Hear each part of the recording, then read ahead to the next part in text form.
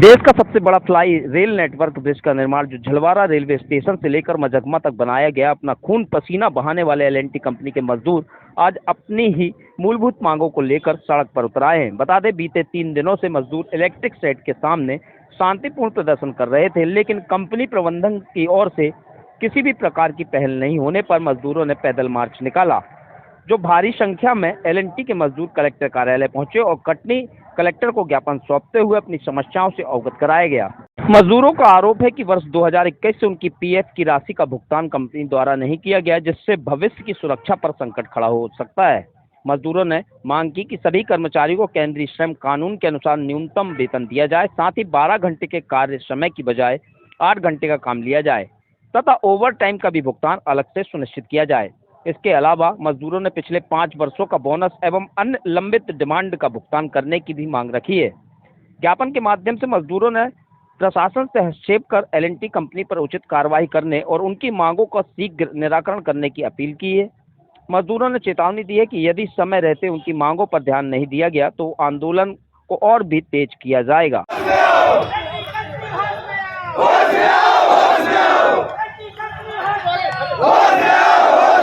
में दी गई है फिलिप्स पांडेन जी की तरफ से, एल&टी के जो प्रभारी हैं, उन्होंने स्पष्ट रूप से धमकी दी गई है कि तुम्हारी गिनती कर ली गई है और तुमको देख लिया जाएगा।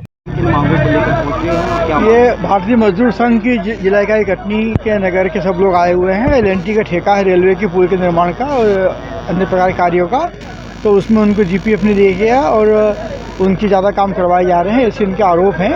उनके लिए हम एल&टी को पत्र लिखेंगे और उनकी समस्याओं के बारे में जानकारी प्राप्त करेंगे।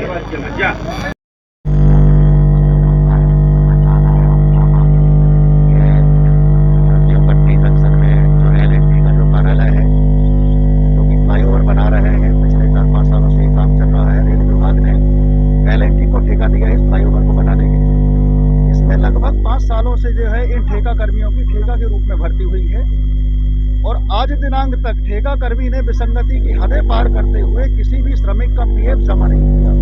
श्रम कानून के अनुसार कंपनी 6 महीने तक यदि जमा नहीं करती तो उस कंपनी को पे ऊपर कार्रवाई होनी चाहिए और 4 से 5 सालों तक में तो उस कंपनी को अब तक ब्लैक लिस्टेड हो जानी चाहिए। मजदूरों से 8 घंटे की बजाय 12 घंटे काम लिया जा रहा है और उन्हें कोई ओवर टाइम भी नहीं दिया जा रहा है। ESIC में किसी का रजिस्ट्रेशन नहीं है और इस प्रकार से बहुत सारी विसंगतियों को लेकर आज भारतीय मजदूर संघ के दिशा निर्देश में सभी लोग जो है पैदल मार्च करते हुए सुभाष चौक कटनी से जो है ये प्रारंभ किया है इन्होंने और सभी जो है कलेक्टर साहब को आज ज्ञापन देने जा रहे हैं। ये जो हड़ताल है कितने दिनों की चल रही है? ये हड़ताल का आज 4था दिन है। तो कितने मजदूर प्रभावित हो रहे हैं? इसमें लगभग जो है 500 के आसपास मजदूर हैं जो प्रभावित हो रहे हैं और सबकी यही विसंगति है जो मैंने अभी कहा।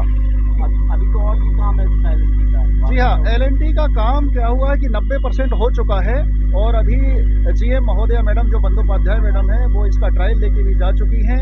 तो एल&टी जब ये देख रही है कि ठेका अब समाप्त होने की स्थिति में है तो किसी का भी मजदूरों का जो है पीएफ जमा नहीं कर रही और भगने की कगार में है और इन लोगों को धमकियां दी जा रही है इस प्रकार से कि यदि आप लोग आंदोलन करोगे, आप लोग मांग करोगे तो हम कुछ भी नहीं देंगे, इसलिए चुपचाप बने रहो। और खाली पेपरों में साइन भी करा लिए गए हैं इनके, ताकि प्रबंधन एल&टी का प्रबंधन मनमाफिक उन चीज़ों को लिख सके कि उनको जो NOC की तरह की मजदूरों को सब कुछ जो है मिल चुका है, कोई आपत्ति नहीं है इनको। इस प्रकार से प्रबंधन बुरा खेल खेल रहा है इन मजदूरों के साथ। इसका प्रतिनिधित्व कौन कर रहा है? आप ही कर रहे हैं? इसमें प्रतिनिधित्व भारतीय मजदूर संघ ही कर रहा है और ये मजदूरों में बहुत एकता है और इनकी एकता देखकर हमें बड़ी प्रसन्नता हो रही है। इसलिए लगातार जो है पूरा भारतीय मजदूर संघ के दिशा निर्देशन में ही ये जो है ये आंदोलन चल रहा है और मांग आज दी जा रही है। भारतीय मजदूर संघ की बैनर तले ही दी जा रही है। क्या नाम है?